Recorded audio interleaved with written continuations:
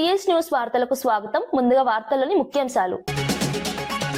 ఆర్థికాభివృద్ధిపై పరిశ్రమలకు దిశానిర్దేశం చేసిన ప్రధాని మోదీ.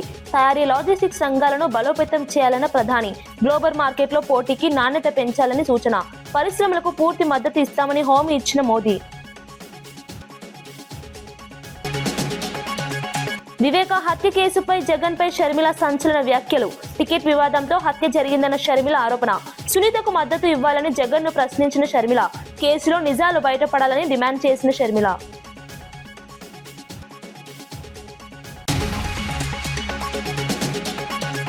బీసీలకు హామీలపై కాంగ్రెస్ ను నిలదీసిన తలసాని యాదవ్. 42% రిజర్వేషన్లపై డ్రామా చేస్తున్నారన్న విమర్శ. బీసీలకు 1,00,000 కోట్ల బడ్జెట్ హామీ అమలు కాలేదన్న ఆరోపణ. రాబోయే బడ్జెట్ లో హామీలు అమలు చేయాలని డిమాండ్. మూసీ ప్రాజెక్టుపై అసెంబ్లీలో ప్రభుత్వాన్ని నిలదీసిన కేటీఆర్. డిపిఆర్ సమయంపై ప్రభుత్వాన్ని ప్రశ్నించిన కేటీఆర్. ఏడీబీ నిధులపై అబద్ధాలు చెప్పారన్న కేటీఆర్ విమర్శ. ప్రాజెక్టు పూర్తి నివేదికను సభలో ఉంచాలని డిమాండ్.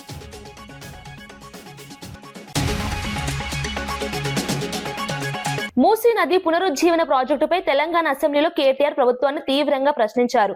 గతంలో డిపిఆర్ తయారీకి 18 నెలలు పడుతుందని చెప్పి ఇప్పుడు 2 నెలల్లో పూర్తి చేశామని ఎలా చెబుతారని నిలదీశారు. ఏడీబీ నిధులు ఇవ్వలేదని స్పష్టం చేసినప్పటికీ ప్రభుత్వం అబద్ధాలు చెబుతోందని ఆరోపించారు.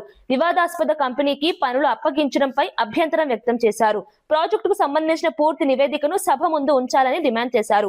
పారదర్శకత లేకుండా ఇలాంటి ప్రాజెక్టులు చేపట్టడం సరికాదని పేర్కొన్నారు. ప్రజల నమ్మకాన్ని దెబ్బతీసే విధంగా ప్రభుత్వం వ్యవహరిస్తోందని విమర్శించారు. ప్రాజెక్టుపై స్పష్టత ఇవ్వాలని కేటీఆర్ కోరారు.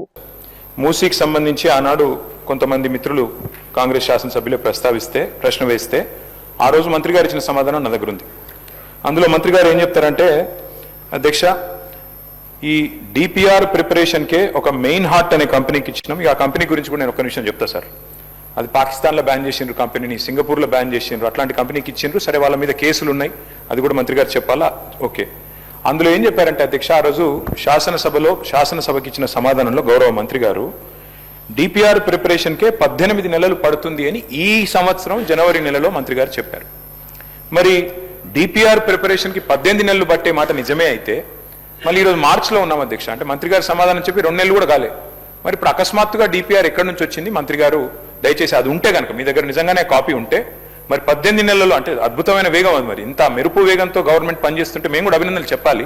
కాబట్టి డిపిఆర్ 18 నెలల్లో తయారవుతుందని చెప్పి 2 నెలల్లో చేసిన ఈ చమత్కారం ఏదైతే ఉందో ఆ డిపిఆర్ దయచేసి సభ ముందు పెట్టాలి, సభ్యుల ముందు పెట్టాలనేది ఫస్ట్ డిమాండ్ సార్. ఎందుకంటే ఇది ప్రభుత్వం ఇచ్చిన సమాధానం అధ్యక్ష. రెండవది అధ్యక్ష, నేను చూశాను మంత్రి గారు సభ వెలుపల చెప్పారు అధ్యక్ష. ఏం చెప్పారు? లాస్ట్ టైం హౌస్లోనే చెప్పినట్టున్నారు, అది కూడా ఇక్కడ చెప్పారు అధ్యక్ష, హౌస్లోనే చెప్పారు. అది కూడా గౌరవ మంత్రి శ్రీధర్ బాబు గారే చెప్పారు. ఇన్ ప్రిన్సిపల్ ఏడీబీ అనేది మూసీ ప్రాజెక్ట్ కోసం లోన్ మంజూరు చేసింది అని మంత్రి గారు ఇచ్చిన స్టేట్మెంట్ శాసనసభలో ఇచ్చారు అధ్యక్ష. సో ఫస్ట్ డిపిఆర్ మీరు చెప్పండి మంత్రి గారు, తర్వాత శాసనసభలో మీరు చెప్పిన మాట ఏడీబీ ఫండింగ్ అని మేము నిజమేమో అనుకున్న తర్వాత మేము కూడా ఏడీబీ వారిని అక్కడ మూసీ జనాందోళన్ అని ఒక సంస్థ ఉంది అధ్యక్ష, ఎంజేఏ అని, వారు ఏడీబీ వారిని అడిగారు. అడిగితే ఏడీబీ వారు చెప్పిన సమాధానం అధ్యక్ష నేను మంత్రి గారు కూడా పంపిస్తా. వారు ఏం చెప్పారంటే జనవరి 23 నాడు ఏడీబీ ఇచ్చిన సమాధానం అధ్యక్ష. ఏం చెప్పారు? No ADB financing approved and no DPR submitted by MRDCL. This is ADB's response. Asian Development Bank చెప్తున్న మాట ఏంటంటే తప్పు, ఇన్ ప్రిన్సిపల్ అప్రూవల్ లేదు, ఏ అప్రూవల్ లేదు, ఇంతవరకు ఏడీబీ అప్పే ఇవ్వలేదు అని చెప్పి కుండబద్దలు కొడుతూ మాకు డిపిఆర్ సబ్మిట్ చేయలేదు, డిపిఆర్ సబ్మిట్ చేయండి, పైసలు ఆడికెళ్ళిస్తామని చెప్పి ఏడీబీ చెప్పిన మాట నేను మంత్రి గారికి పంపిస్తాను, వారు చూసుకోవాలి. అయితే మళ్ళీ ఏమన్నా జనవరి నుంచి మరి ఈ హౌజు ఇప్పుడు మార్చిలో జరుగుతుంది కదా, ఈ లోపల ఏమన్నా డెవలప్మెంట్ అయిందా అని చెప్పి మార్చి 11 నాడు మళ్ళీ ఒకసారి ఇదే సంస్థ వాళ్ళు అసెంబ్లీ ప్రారంభం అవుతుంది కదా, ఏమైనా డెవలప్మెంట్ ఉందా అని చెప్పి పోయినారు అధ్యక్ష. పోయితే మళ్ళీ మార్చి 11 నాడు ఏడీబీ ఏషియన్ డెవలప్మెంట్ బ్యాంక్ ఇచ్చిన లెటర్ అధ్యక్ష. ఏం చెప్పారు అధ్యక్ష అందులో? Status remains unchanged since our meeting with your group on 23rd జనవరి. అంటే 23rd జనవరి ఏ మాట అయితే చెప్పారో, ఏ లోను మంజూరు చేయలేదు, మాకు ఏ డిపిఆర్ గవర్నమెంట్ సబ్మిట్ చేయలేదనే మాట, దాని ప్రకారమే ఏడీబీ మళ్ళొక్కసారి ఈ నెల 11వ తారీఖు నాడు స్పష్టంగా ఉత్తరం రాసింది. ఇది కూడా నేను మంత్రి గారికి పంపుతున్నా. దయచేసి మంత్రి గారు కరెక్ట్ చేసుకోవాలా. Because either you are misleading the house or misleading the people or you are being misled by your officers. Either one of them it's true మంత్రి గారు. ఏడీబీ ఇంతవరకు ఇన్ ప్రిన్సిపల్ ఇయ్యలేదు, మీరు డిపిఆర్ ఇయ్యలేదు, మీ దగ్గర డిపిఆర్ లేదు. 18 నెలల్లో తయారవుతుందన్న డిపిఆర్ 2 నెలలు ఎట్లా తయారైంది అధ్యక్ష? మూడోది, వీరికి ఈ సంస్థ మీద ఎందుకు ప్రేమనో మాకు అర్థమైతలేదు అధ్యక్ష. ఎందుకంటే ముఖ్యమంత్రి గారేమో 16,000 కోట్ల రూపాయలతో అయిపోయే ప్రాజెక్టుకు 1,50,000 కోట్లని ముఖ్యమంత్రి అనౌన్స్ చేసింది, నాది కాదు. Telangana CM announces 1.5 lakh crores beautification project for Musi. Telangana government to spend 1. దేశ ఆర్థిక వృద్ధిని మరింత వేగవంతం చేయాలనే లక్ష్యంతో ప్రధాని మోదీ బడ్జెట్ అనంతర వెబినార్ లో కీలక సూచనలు చేశారు. తయారీ, లాజిస్టిక్స్, ఎంఎస్ఎంఈ రంగాలను బలోపేతం చేయడం ద్వారా వికసిత భారత్ సాధ్యమని తెలిపారు. అంతర్జాతీయ మార్కెట్లో పోటీ పడాలంటే ఉత్పత్తుల నాణ్యతపై దృష్టి పెట్టాలని సూచించారు. పరిశోధనలకు ప్రాధాన్యం ఇవ్వడం ద్వారా కొత్త అవకాశాలు సృష్టించవచ్చని అన్నారు. మౌలిక వసతుల అభివృద్ధి, పర్యావరణ హిత టెక్నాలజీలపై పెట్టుబడులు పెంచాలని పారిశ్రామికవేత్తలను కోరారు. పరిశ్రమలు దేశ ఆర్థిక వ్యవస్థలో కీలక పాత్ర పోషిస్తున్నాయని పేర్కొన్నారు. సమగ్ర అభివృద్ధి కోసం ప్రభుత్వం అన్ని విధాల మద్దతు అందిస్తుందని స్పష్టం చేశారు. सबकी सक्रिय भागीदारी का मैं स्वागत करता हूं और आज इस सीरीज के दूसरे वेबिनार का आयोजन हो रहा है और मुझे बताया गया कि आज हजारों की तादाद में ढेर सारे विषयों पर अनगिनत लोग अपने सुझाव देने वाले हैं. विषय के जो एक्सपर्ट्स हैं वे भी हमसे जुड़ने वाले हैं. इतनी बड़ी तादाद में बजट पर चर्चा ये अपने आप में एक बहुत सफल प्रयोग है. आप सब समय निकाल करके इस वेबिनार में जुड़े, मैं आप सभी का अभिनंदन करता हूं, आपका स्वागत करता हूं. इस वेबिनार की थीम देश की इकोनॉमिक ग्रोथ को निरंतर मजबूती देने से जुड़ी हुई है. आज जब भारत अपनी मजबूत इकोनॉमी से पूरे विश्व की उम्मीद बना हुआ है, आज जब ग्लोबल सप्लाई चेन रीशेप हो रही है, तब अर्थव्यवस्था की तेज प्रगति विकसित भारत का भी बहुत बड़ा आधार है. हमारी दिशा स्पष्ट है, हमारा संकल्प स्पष्ट है. Build more, produce more, connect मोर और अब जरूरत है एक्सपोर्ट मोर. और निश्चित तौर पर इसमें आज आपके बीच जो मंथन होगा. బీసీలకు 42% రిజర్వేషన్ల అంశంపై కాంగ్రెస్ ప్రభుత్వం డ్రామా చేస్తుందని మాజీ మంత్రి తలసాని యాదవ్ విమర్శించారు. ఈ నిర్ణయం కేంద్ర పరిధిలో ఉంటుందని తెలిసినా ప్రజలను తప్పుదారి పట్టించారని అన్నారు. ఢిల్లీలో చేసిన నిరసనలకు కాంగ్రెస్ అగ్రనేతలు హాజరు కాకపోవడం దానికి నిదర్శనమని తెలిపారు. ఎన్నికల ముందు ఇచ్చిన హామీలను అమలు చేయడంలో ప్రభుత్వం విఫలమైందని విమర్శించారు. బీసీలకు 1,00,000 కోట్ల బడ్జెట్ హామీ ఇచ్చినా అమలు కాలేదని అన్నారు. రాబోయే బడ్జెట్ లో హామీలను నెరవేర్చాలని డిమాండ్ చేశారు.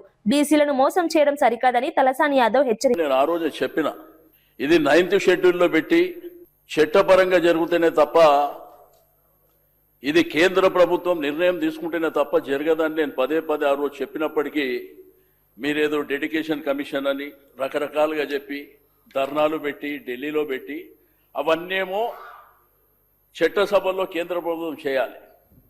కానీ బీసీ డిక్లరేషన్ కానీ ఈ 1,00,000 కోట్ల బడ్జెట్ మీ చేతుల పని, ఎవరు పర్మిషన్ మీకు అక్కర్లేదు.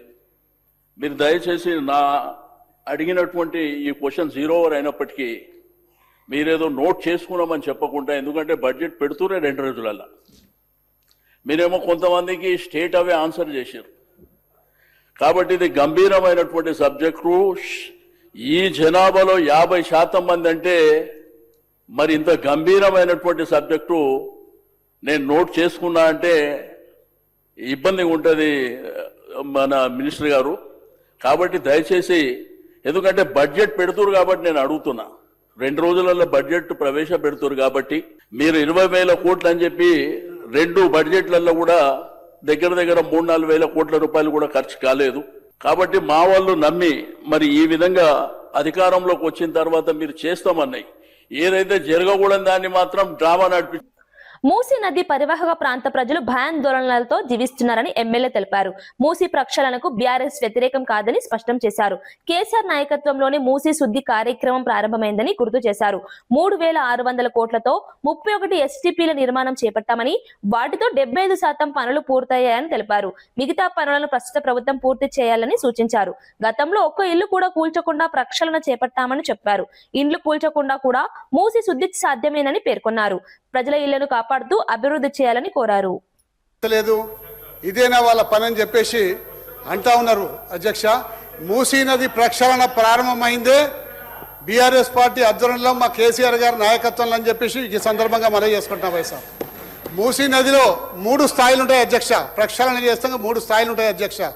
మొదటి స్థాయి మూసీ నదిలోకి ప్రవహిస్తున్న హైదరాబాద్లో ఉన్న సివేజ్ వాటర్ అంతా కూడా వివిధ రకాలుగా వివిధ రూపాల్లో వివిధ ప్లేసెస్లో ఎస్టీపీలు పెట్టి శుద్ధి చేసి స్వచ్ఛమైన నీటిని మూసీ నదిలో వదిలే ప్రక్రియ మొదటి ప్రక్రియ అధ్యక్ష.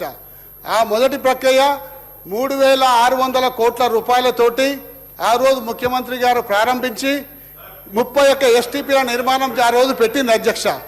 దాని తర్వాత అవి 31 ఎస్టీపీలు దాదాపు 75% పూర్తి. సార్ షార్ట్ డిస్కషన్ పెట్టండి, అందులో కూడా పార్టిసిపేట్ చేస్తాం సార్.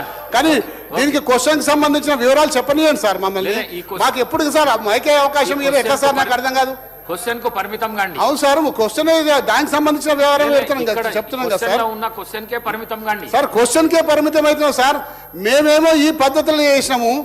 ఎక్కడ కూడా ఒక ఇల్లు సార్ ఇప్పుడు వారు చెప్పినట్టు సార్ అక్కడికి వెళ్ళి ఇక్కడి వరకు దాదాపు 11,000 స్ట్రక్చర్లు ఇవాళ బఫర్ జోన్ లో ఐడెంటిఫై ఆ రోజు చేసి ఉంటుంది సార్.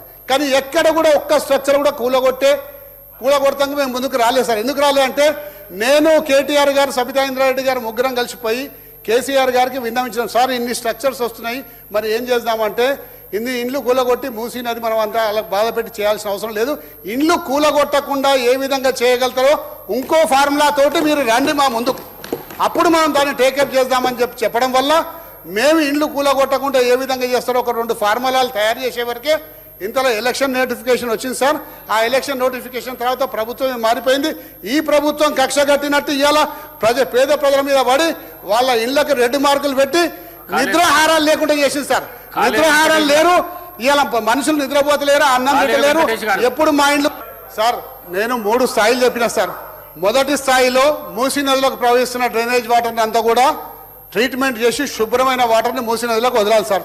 రెండవ స్థాయిలో మూసీలో పేరుకుపోయిన ఒండ్రు మట్టి ఒక 50-60 సంవత్సరాల నుంచి ఇండస్ట్రియల్ సెడిమెంట్స్ అంతా కూడా కాలుష్య కారకాలు అంతా కూడా పేరుకపోయినాయి.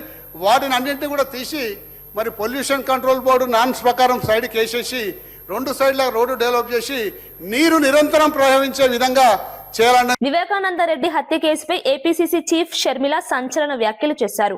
టికెట్ విషయంలో వివేకానంద అడ్డుగా ఉన్నారని భావించి ఆయన్ను హత్య చేశారని ఆరోపించారు. సునీత భర్తే హత్యకు కారణమని తప్పుడు ప్రచారం జరుగుతోందని మండిపడ్డారు. నిజం కోసం పోరాడుతున్న సునీతకు మద్దతు ఇవ్వకుండా నిందితుల పక్షాన నిలవడం తప్పు అని జగన్ను ప్రశ్నించారు. తనకు ప్రాణహాని ఉన్నా న్యాయం కోసం పోరాడుతున్నారని తెలిపారు. బాధితుల పక్షాన నిలబడాల్సిన బాధ్యత రాజకీయ నాయకులపై ఉందన్నారు. ఈ కేసులో నిజాలు బయటపడాలని డిమాండ్ చేశారు. ఈయన వివేకానంద రెడ్డికి బావుమరిది అవుతారు, బంధువులను చేసుకున్నారు కాబట్టి చిన్నప్పటి నుంచి పరిచయం ఉంది, చాలా సన్నిహితంగా ఉండేవాళ్ళు. సునీత కంటే కూడా రాజశేఖర్ మామనే ఎక్కువ ప్రాక్సిమిటీ, ఎక్కువ క్లోజ్నెస్ ఉండేది. ప్రాబబ్లీ సునీత కంటే కూడా ఎక్కువ రాజశేఖర్ మామే చిన్నానని ప్రేమించాడేమో, అంత బాగా అంత సన్నిహితంగా ఉండేవాళ్ళు. అలాంటిది సునీత భర్తే ఎందుకు చంపుండకూడదు అని నిన్న మాట్లాడడం జరిగింది. ఇక్కడ గుర్తుపెట్టుకోవాల్సిన విషయం ఏమిటి అంటే హత్య జరిగిన రోజున 7 గంటల నుంచి వివేకానంద రెడ్డి ఇది గుండెపోటు అని ప్రచారం చేసింది సాక్షి, అంటే జగన్మోహన్ రెడ్డి గారు. ఆ తర్వాత హత్యా ప్రదేశానికి వచ్చి ఇది గుండెపోటు కాదు హత్య అని చెప్పింది జగన్మోహన్ రెడ్డి గారు. ఆ తర్వాత ఇది తెలుగుదేశం వాళ్ళు చేపించింది అని చెప్పింది జగన్మోహన్ రెడ్డి గారు. సిబిఐ ఎంక్వైరీ కావాలి అని కోరింది జగన్మోహన్ రెడ్డి గారు. ఆ తర్వాత ముఖ్యమంత్రి అయ్యింది జగన్మోహన్ రెడ్డి గారు. ఆ తర్వాత సిబిఐ ఎంక్వైరీ అవసరం లేదు అని చెప్పింది జగన్మోహన్ రెడ్డి గారు. నేను వేసే సిట్టు సరిపోతుంది అని చెప్పింది జగన్మోహన్ రెడ్డి గారు. ఈ ఎంక్వైరీ సరిగ్గా జరగటం లేదు అంటే లేదు. ఖమ్మం జిల్లా వెలుగుమట్లలో విశారదన్ మహారాజ్ చేసిన వ్యాఖ్యలు రాష్ట్ర వ్యాప్తంగా వివాదానికి దారితీశాయి. కమ్మ కులాన్ని ఉద్దేశించి మాట్లాడిన వ్యాఖ్యలపై తెలంగాణ కమ్మ సేవా సమితి తీవ్ర ఆగ్రహం వ్యక్తం చేసింది. కులాల మధ్య విభేదాలు రేకెత్తించేలా మాట్లాడడం సరికాదని హెచ్చరించింది. మహారాజ్ పై కఠిన చర్యలు తీసుకోవాలని డిమాండ్ చేస్తూ గచ్చిబౌలి పోలీసులకు ఫిర్యాదు చేశారు. సమాజంలో శాంతి భద్రతలను భంగం చేసేలా ఇలాంటి వ్యాఖ్యలు చేయడం తగదని తెలిపారు. పలు వర్గాల నాయకులు కూడా స్పందిస్తూ వెంటనే చర్యలు తీసుకోవాలని ప్రభుత్వాన్ని కోరారు. ఈ ఘటన రాష్ట్ర రాజకీయాల్లో చర్చనీయాంశంగా మారింది.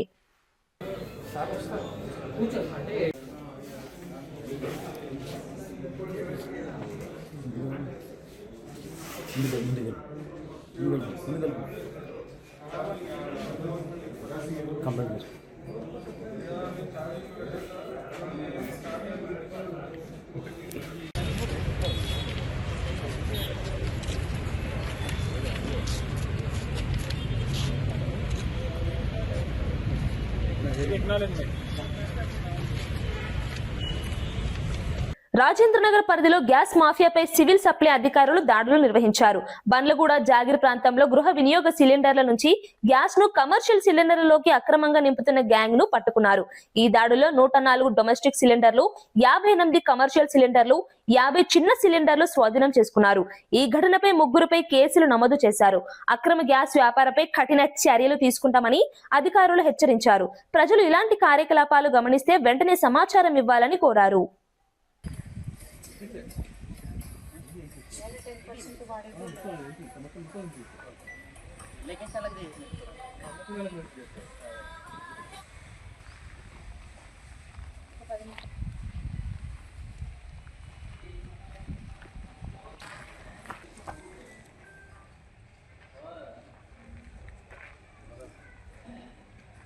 వాళ్ళు కష్టపడ్డ వేయింగ్ మిషన్లు కూడా తీసుకోవాలి.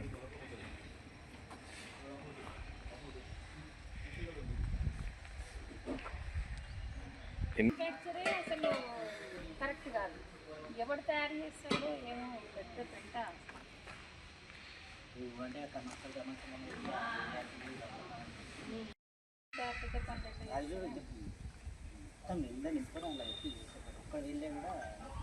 అసలు ఏరియాలో ఇంకా మనుషులు కూడా ఉంటాడు. 500-600 మీటర్ల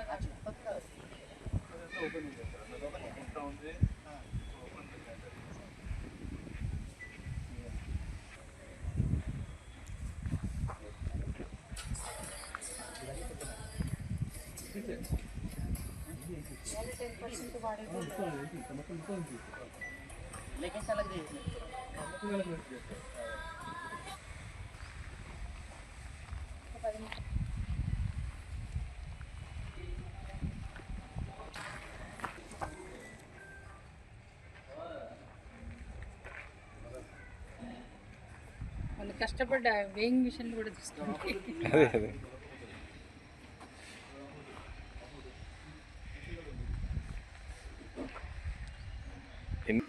అసలు కరెక్ట్ కాదు. ఎవడు తయారు చేస్తాడో ఏమో పెద్ద పెంట.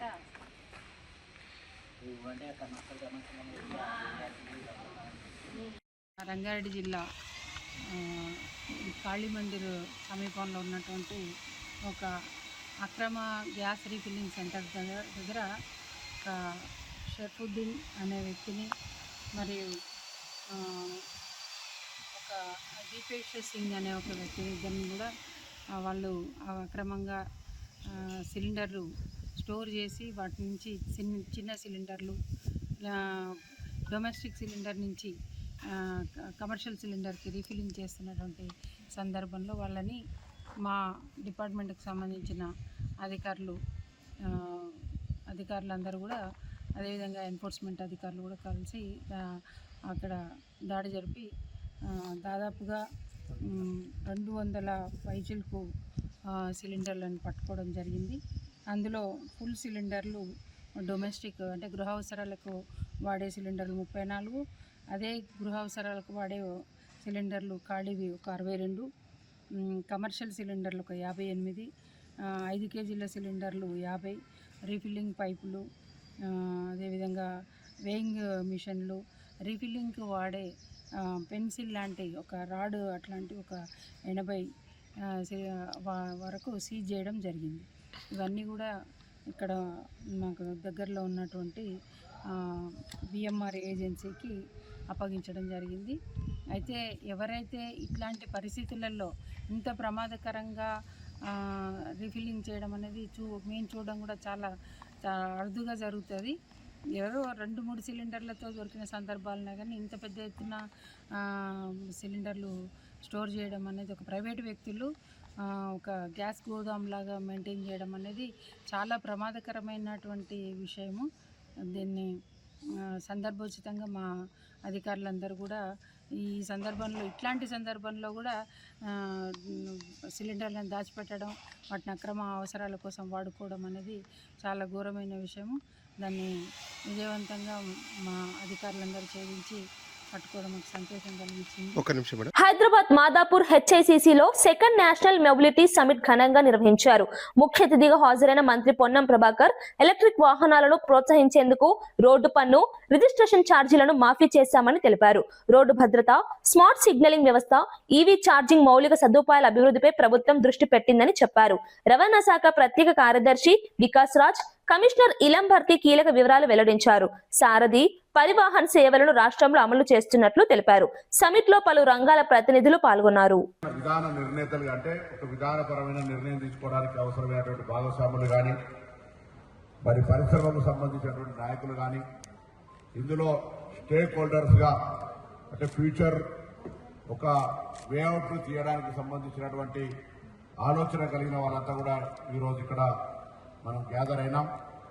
తప్పకుండా తెలంగాణ మా honourable chief minister Revanth Reddy గారి నాయకత్వంలో ఒక విజన్ తీసుకొని ఏదైతే ముందుకు పోతా ఉన్నామో 2047 విజన్ తీసుకొని పోయే సందర్భంలో మనం చేస్తున్న ఈ యొక్క సమ్మిట్ తప్పకుండా ఉపయోగపడుతుంది, ఒక వేఅవుట్ ఇస్తుందని ఆకాంక్షిస్తా ఉన్నాం. మీ అందరి అభిప్రాయాన్ని కూడా తప్పకుండా రవి గుప్తా గారు కానీ, మా ట్రాన్స్పోర్ట్ కమిషనర్ కానీ దీని ఆర్గనైజేషన్కి ఏ విధంగా కొంత కోఆర్డినేట్ చేసిరో దీనితో తెలంగాణ రాష్ట్రంలో ఒక ఫ్యూచర్ యాక్టివిటీకి, ఫ్యూచర్ రోడ్ మ్యాప్కు ఒక స్కోప్ కూడా దొరకాలని సందర్భంగా నేను ఆకాంక్షిస్తా ఉన్నాను. ఎందుకంటే టెక్నో మీడియా ఇతర భాగస్వామ్య సంస్థలందరినీ కూడా నేను ఈ సందర్భంగా అభినందిస్తూ, మరి మీరు ఇచ్చేటువంటి ఒక అమూల్యమైనటువంటి సూచనలు తప్పకుండా మరి రాబోయే కాలంలో పట్టణాభివృద్ధికి సంబంధించిన విషయాల్లో కూడా మొబిలిటీ మొన్న 2047 విజన్లో కూడా మరి కాన్ఫరెన్స్ చేసుకున్నప్పుడు ప్రపంచ దేశాల నుంచి వచ్చిన వాళ్ళందరితో కూడా తెలంగాణ ప్రభుత్వం ఒక విజన్ డాక్యుమెంట్ ఇచ్చింది. బికాస్ ఇన్ ట్రాన్స్పోర్ట్ ఫీల్డ్ 100% ట్రాన్స్పోర్టేషన్లో 70% ఈ పబ్లిక్ ట్రాన్స్పోర్ట్ సిస్టమ్ మీద ఉండాలనేటువంటి ఆలోచనతో భాగంగా అందులో ముఖ్యంగా మనం ఈరోజు చూస్తూ ఉన్నాం. ఢిల్లీ లాంటి నగరాల లోపల గౌరవ రాష్ట్రపతి గారు నివసిస్తూ, గౌరవ ప్రధానమంత్రి గారు నివసించే ప్రాంతంలో కూడా మరి అక్కడ ఉన్నటువంటి పొల్యూషన్ రేట్లు చూస్తూ చాలా మంది ఇబ్బందికర పడే పరిస్థితులలో హైదరాబాద్ తెలంగాణ ప్రభుత్వం ముందుగానే కొంత జాగ్రత్తగా మొత్తం ఈవీ పాలసీ తీసుకొచ్చి 2026 వరకు కంప్లీట్ గా ట్యాక్స్ ఎగ్జెంప్షన్, రిజిస్ట్రేషన్ ఎగ్జెంప్షన్ ఇచ్చి దాదాపు ఇప్పటికి ఒక 1000 కోట్లు తెలంగాణ ప్రభుత్వానికి ఆర్థికంగా నష్టం వచ్చినప్పటికీ కూడా దాదాపు 1,55,000 వాహనాలను అమ్మే విధంగా పర్సెంటేజ్ రేషియోను అన్ని దేశంలో అన్ని రాష్ట్రాల కంటే వేగంగా అభివృద్ధి అయ్యే ఈవీ వెహికల్స్ సంబంధించినటువంటి రాష్ట్రంగా మనం తీసుకొని పోతా ఉన్నాం.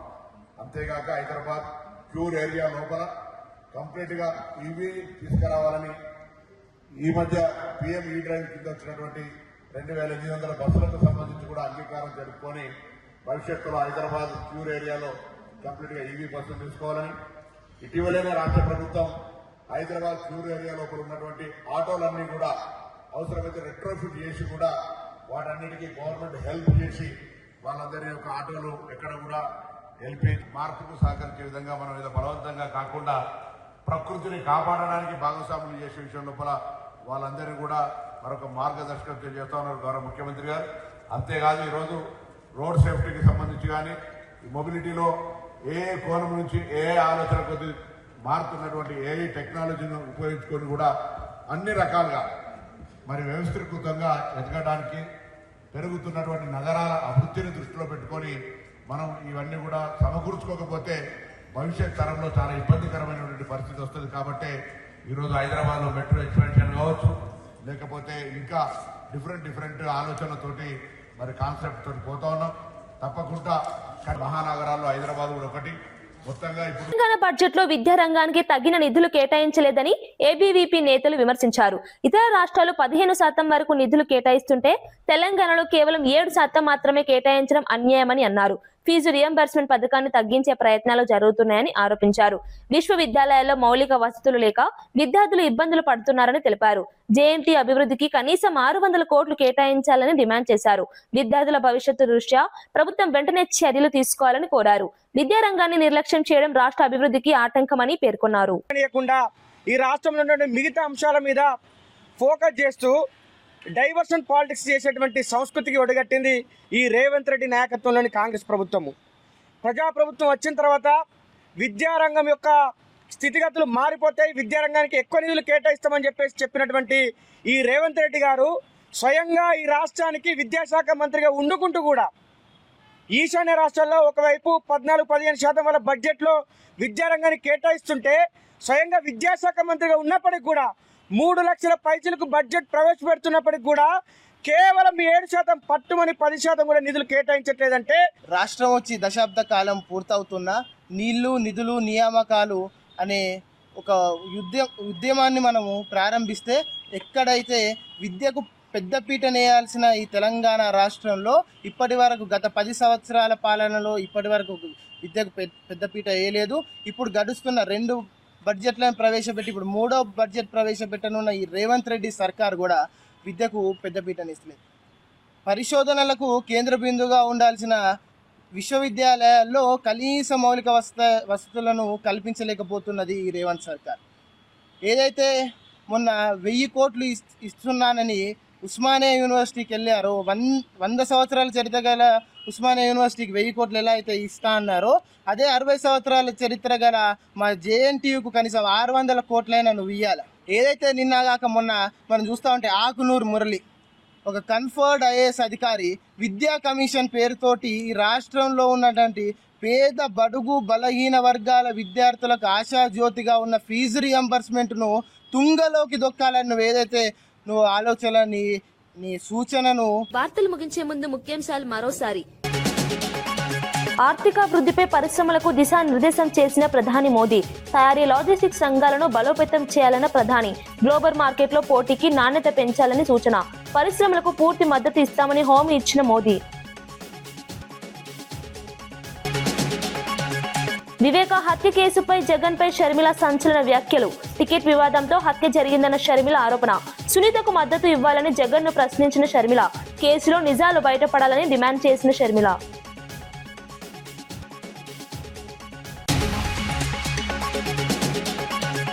బీసీలకు హామీలపై కాంగ్రెస్ ను నిలదీసిన తలసాని యాదవ్. 42% రిజర్వేషన్లపై డ్రామా చేస్తున్నారన్న విమర్శ.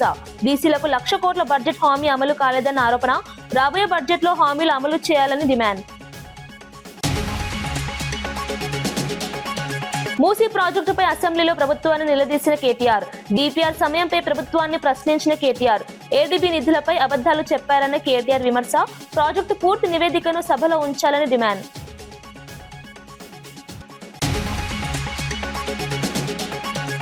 ఇవి ఈనాటి వార్తా విశేషాలు. మరో బులెటిన్లో మళ్ళీ కలుద్దాం. నమస్కారం.